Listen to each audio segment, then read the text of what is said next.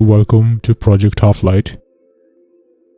In this channel, we discuss different topics of men's self-improvement with extra emphasis on semen retention.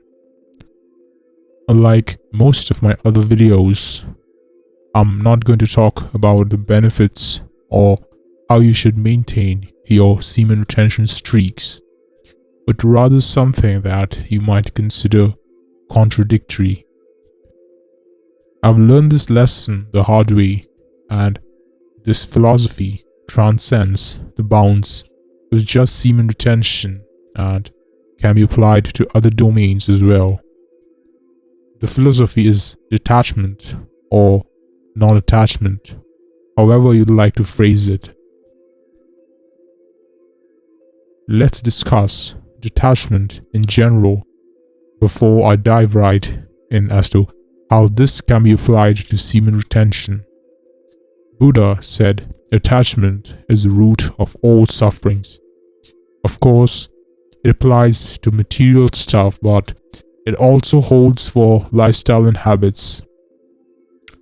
As someone who's been on the fitness journey and who's experienced a bit of success in that area, I can attest to the fact that being attached to even the most seemingly quote-unquote beneficial stuff can also be detrimental in the long run. So when the world shut down back in 2019, I was in the UK doing my master's, and without getting too much into the details, when the gyms shut down, I found myself extremely helpless because I was not used to not working out for so long. I guess you could say that it was positively an ego-shattering experience, one that has been serving me ever since. And I realized that even the most seemingly meaningful stuff in life must not be given importance beyond a certain threshold. Yes, it's true that there should be a priority list that you should adhere to, but where you focus on certain things more than others. But even the most important things must be trivialized relative to one's true identity. Now, this can quickly evolve to a separate spiritual discussion, but I've found myself and many others freaking out when they've lost a streak, as if it was a game they were playing against a different opponent. Like, there is this other guy who's just concerned with the raw numbers of your streak, how many days since you've spilled your seed. But clinging on to the identity of the retainer is almost as bad as being helpless with regards to one's urges. It's a long way between being a PMO addict and someone who holds their seed forever. You see, forever doesn't exist. Instead of focusing on your ideals, you're making it your tyrant. Like, if I'm not holding, then I'm in the same category as the PMO guys. See what you're doing? You're too concerned with the label, the numerical value of your days, so to speak. So you're looking at retention as something separate to be achieved rather than embodying the identity of what retention represents. It's true that retention is about discipline, but it is also about detachment.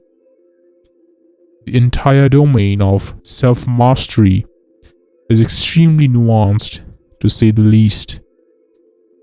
I know that this topic is rarely spoken about, simply because most of us struggle to even go a few days without PMO.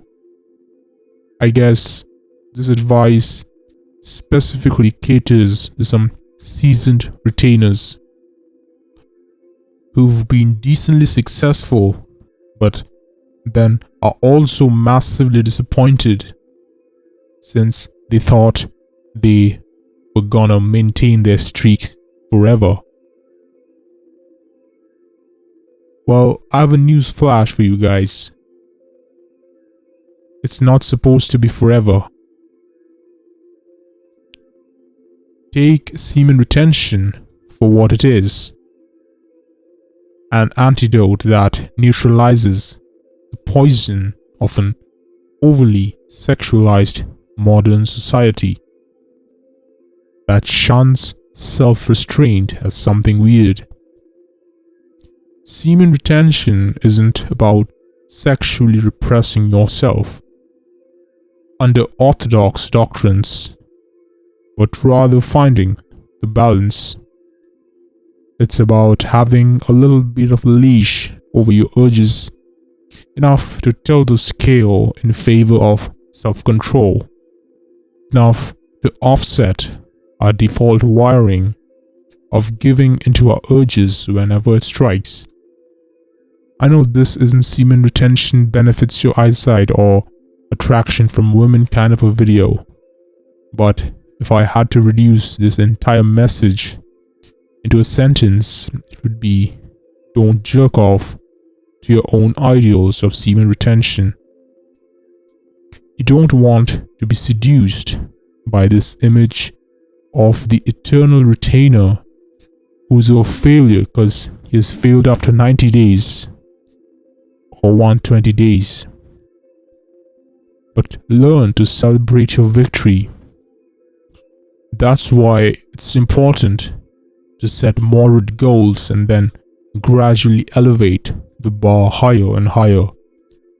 I guess you could say that winning too much too soon isn't all that shiny, because some lessons are learned when we're in rock bottom.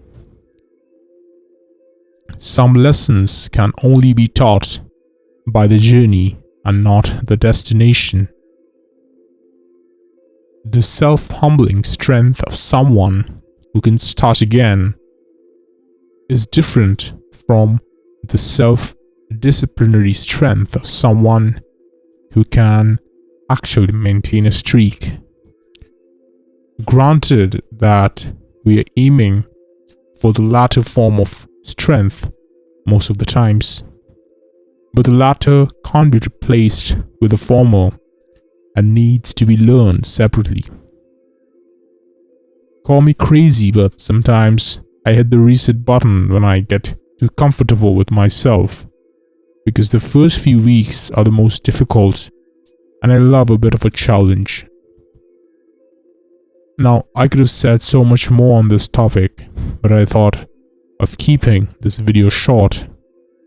If you want a longer form of this video with more discussions on different philosophies of detachment, then let me know in the comments. As always, thank you for watching till the end. If you enjoyed the video, hit the like button and subscribe to my channel. I'm gonna talk about similar stuff in the future as well, besides my regular kind of content.